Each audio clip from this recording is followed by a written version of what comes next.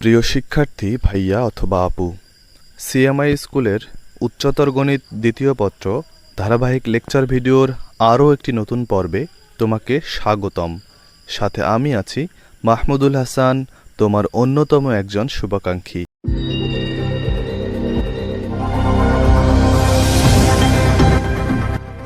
এই পর্বে আমরা খুব গুরুত্বপূর্ণ একটা থিওরি নিয়ে আলোচনা করব, সেটা হচ্ছে পরামিতিক স্থানাঙ্ক সম্বন্ধে। অর্থাৎ উপবৃত্তের উপর যে কোনো একটা বিন্দু থাকবে, সেই বিন্দুর পরামিতিক স্থানাঙ্ক বের করতে হবে। এখানে যে চিত্রটা অঙ্কন করা হয়েছে, সেই চিত্র দেখে ভয় পাওয়ার কোনো কারণ নেই। এই চিত্রটা মূলত একটা উপবৃত্তেরই চিত্র।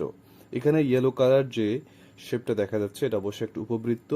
আমরা ধরে নিচ্ছি উপবৃত্তটা হচ্ছে x square by A square plus Y square by B square is equal to 1, যেখানে বোঝাই যাচ্ছে এ বি এর থেকে বড়, এরকম একটা উপবৃত্ত এখানে নেওয়া হয়েছে।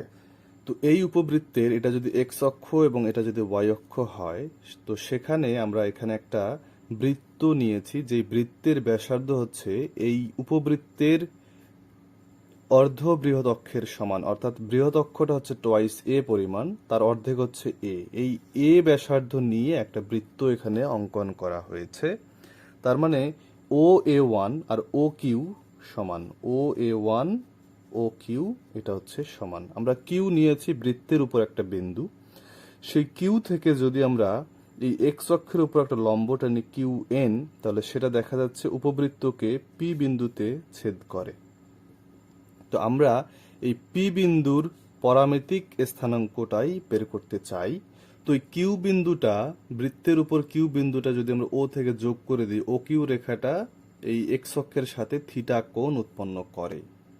তো এই ও কিউ যে উপবৃত্তের বৃহদক্ষের সমান, অর্থাৎ উপবৃত্তের বৃহদক্ষের সমান ব্যাসার্ধ নিয়ে যে বৃত্তটা অঙ্কন করেছি, সেরকমই একটা ব্যাসার্ধ অর্থাৎ ও কিউ এক্স অক্ষের সাথে থিটা কোণ উৎপন্ন করতেছে। এই থিটা কোণটাকে বলা হচ্ছে পরামিতিক কোণ। এই পরামিতিক কোণের সাহায্যে আমরা এই উপবৃত্তের প্রত্যেকটা বিন্দুকে সংজ্ঞায়িত করতে পারি।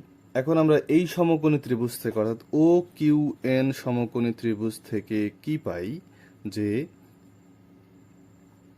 এই ও এন এর মান আমরা বের করতে পারি। অর্থাৎ পি বিন্দু এবং কিউ বিন্দু উভয় ক্ষেত্রে এক্স স্থানাঙ্ক হচ্ছে একই রকম। কিউ বিন্দুর এক্স স্থানাঙ্ক যত, পি বিন্দুরও এক্স স্থানাঙ্ক তত। ওয়াই স্থানাঙ্কে পার্থক্য থাকলেও এক্সটা একই। অর্থাৎ ও এন এর মান যদি আমরা বের করতে পারি, তাহলে আমরা সেটা পি বিন্দুর এক্স স্থানাঙ্কটা বের করতে পারবো এই থিটার সাহায্যে। অর্থাৎ আমরা ও এন বের করতেছি, ও এন ভূমি ডিভাইডেড বাই ও কিউ অতিভুজ সমান সমান ভূমি বাই অতিভুজ হচ্ছে কস থিটা। তাহলে ও এন মানে হবে O Q cos theta. O Q মানে আমরা কি জানি? ও কিউ মানে আমরা বলেছিলাম ও এ ওয়ান, দ্যাট মিন হচ্ছে এ, অর্থাৎ এ কস থিটা। বলতে পারি ও এন এটাই হচ্ছে এক্স, পি বিন্দুর এক্স স্থানাঙ্ক এটাই। অর্থাৎ আমরা বলতে পারি x is equal to A cos theta. এখন এই এক্স এর মান যদি আমরা এই সমীকরণে বসিয়ে দেই, তাহলে আমরা ওয়াই এর মান পেয়ে যাব। তাহলে আমরা এক্স এর মান এখানে বসিয়ে দিলে পাচ্ছি A cos theta whole square divided by A square plus Y square by B square is equal to 1। তাহলে আমরা লিখতে পারি A square cos square theta divided by A square plus Y square by B square is equal to 1। A square কাটা গেলে আমরা লিখতে পারি Y square by B square is equal to 1 minus cos square theta, that mean লেখা যাবে sine square theta. তাহলে সবখানে square আছে, তো আমরা এখান থেকে লিখতে পারবো y by b is equal to sine theta. সেখান থেকে লেখা যায় y is equal to B sine theta. তার মানে এক্স এর মান আমরা থিটার সাহায্যে প্রকাশ করেছিলাম, ওয়াই এর মানও আমরা একই থিটার সাহায্যে প্রকাশ করলাম। তাহলে এই যে পি বিন্দুটা ছিল এক্স ওয়াই, তাকে আমরা এখন এই থিটার সাহায্যে প্রকাশ করতেছি এবং এ বি এর সাহায্যে। অর্থাৎ উপবৃত্তের একটা বিন্দুকে আমরা এই থিটার সাহায্যে প্রকাশ করতেছি, যেই থিটা কিনা হচ্ছে পরামিতিক কোণ, সেটা আমরা বারবার বলেছিলাম। তো আমরা এখানে লিখতে পারি পি হচ্ছে এক্স মানে হচ্ছে A cos theta comma B sine theta. এটাই হচ্ছে পি বিন্দুর পরামিতিক স্থানাঙ্ক।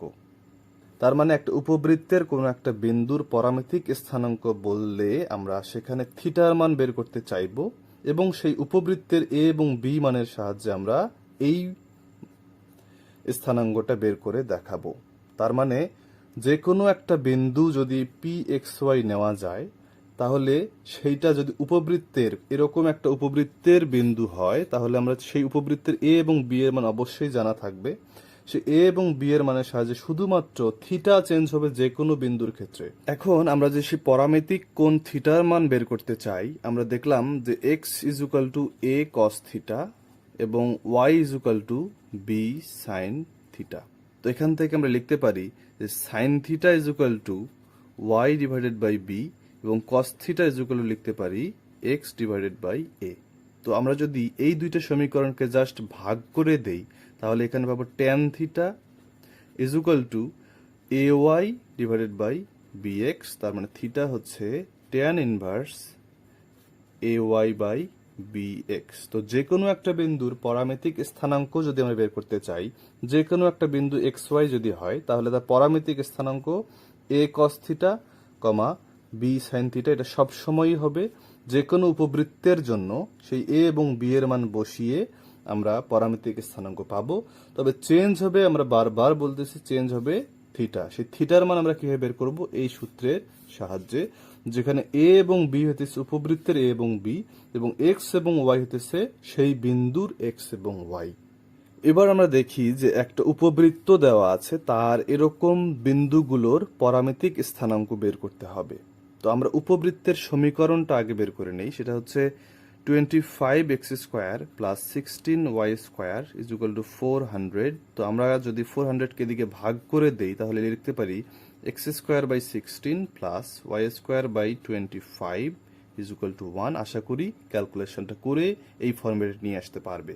তো আমরা এটাকে লিখতে পারি x square by 4 square plus y square by 5 square is equal to 1।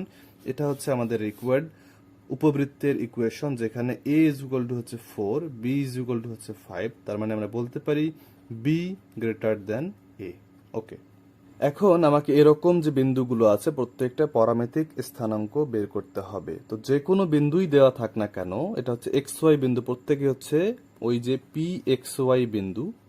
সেই পি এক্স ওয়াই বিন্দু যদি এই উপবৃত্তের উপর অবস্থিত হয়, সেক্ষেত্রে এ এবং বি এর কোনো চেঞ্জ হয় না আমরা জানি, কিন্তু থিটার মান চেঞ্জ হয়। তার মানে যে কোনো বিন্দুর ক্ষেত্রে এর পরামিতিক স্থানাঙ্কটা X is equal to A cos theta. A cos theta মানে কত? এ কস থিটা মানে হচ্ছে 4 কস থিটা এবং Y is equal to B sine theta মানে হচ্ছে 5 সাইন থিটা। অর্থাৎ যে কোনো একটা বিন্দুর পরামিতিক স্থানাঙ্ক 4 কস থিটা কমা 5 সাইন থিটা, এটা সবসময়ই হবে, কিন্তু থিটার মানগুলো চেঞ্জ হয়ে যাবে। তো থিটার মান আমরা কিভাবে বের করে থাকি? থিটা ইজ ইকুয়াল টু আমরা জানি tan inverse a y by b x. এটা হচ্ছে থিটার মান বের করার জন্য যে কোনো একটা বিন্দু এক্স এবং ওয়াই বসিয়ে দিব, সেই কোন উপবৃত্তের এ এবং বি এরকম মান বিশিষ্ট উপবৃত্তের ক্ষেত্রে আমরা থিটার মান পেতে পারি। তো যদি প্রথম ক্ষেত্রে 4,0 বিন্দুর জন্য থিটার মান বের করতে হয়, সেক্ষেত্রে আমরা পাবো ট্যান ইনভার্স এর মান কত? উপবৃত্তের এর মান হচ্ছে 4, এক্স ওয়াই কত? বিন্দুর ওয়াই এর মান হচ্ছে 0 ডিভাইডেড বাই বি হচ্ছে উপবৃত্তের বি হচ্ছে 5 গুণন এক্স হচ্ছে বিন্দুর এক্স অর্থাৎ 4। তার মানে এখান থেকে আমরা পাচ্ছি theta is equal two tan inverse 0। তার মানে ট্যান কত ডিগ্রি মান 0 হয়? ট্যান 0 ডিগ্রি মান 0 হয়। That mean theta is equal to পাচ্ছি 0 ডিগ্রি। তার মানে এই বিন্দুর পরামিতিক স্থানাঙ্ক হচ্ছে 4 cos থিটা 5 sin থিটা, যেখানে থিটার মান হচ্ছে 0 ডিগ্রি। আমরা যদি আরেকটা উদাহরণ নেই, যেমন 0,-5 বিন্দুর ক্ষেত্রে আমরা যদি থিটার মান বের করি, তাহলে পাবো ট্যান ইনভার্স থিটার মান আমরা পাচ্ছি ট্যান ইনভার্স ইনফিনিটি। ট্যান থিটার মান ইনফিনিটি কখন হয়? ট্যান থিটার মান ইনফিনিটি হয় 90 ডিগ্রির ক্ষেত্রে, 270 ডিগ্রির ক্ষেত্রে। কারণ হচ্ছে আমরা যদি স্থানাঙ্ক ব্যবস্থা চিন্তা করি, যে এইখানে যদি একটা বিন্দু হয় সেক্ষেত্রে ইনফিনিটি হতে পারে, এখানে যদি একটা বিন্দু হয় সেক্ষেত্রে ইনফিনিটি হতে পারে। তো 0,-5 কোথায় আছে? এই বিন্দুর ক্ষেত্রে। তো এই বিন্দুর ক্ষেত্রে থিটার মান কত? আমরা যদি চিন্তা করি 270 ডিগ্রি, এটা হচ্ছে থিটার মান। তার মানে এখানে থিটার মান আমরা পাচ্ছি 270 ডিগ্রি। এভাবে থিটার মান ক্যালকুলেশন করতে হয়, কিন্তু সব ক্ষেত্রে 4 cos থিটা 5 sin থিটা এটা পারমিতিক স্থানাঙ্ক থাকবে। তো আমরা এই বিন্দুগুলোর ক্ষেত্রেও এগুলোকে এক্স এবং ওয়াই চিন্তা করে এ এবং বি এর মান এগুলো বসিয়ে আমরা এই এটার মান বের করতে পারবো।